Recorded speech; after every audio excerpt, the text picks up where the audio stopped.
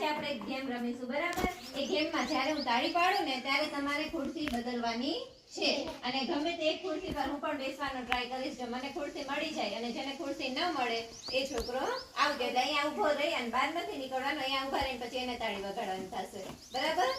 ready બધા ચાલો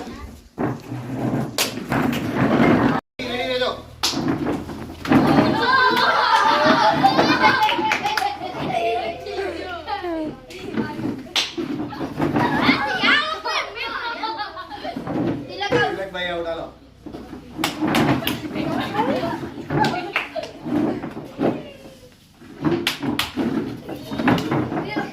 ખુરશી પર બેસવાનું હો